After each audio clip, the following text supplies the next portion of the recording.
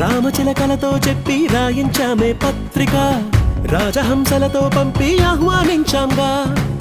కుదురుగా నిమిషం కూడా నిలబడలేమే బొత్తిగా, ఏమాత్రం ఏ చోట రాజీ పడలేక.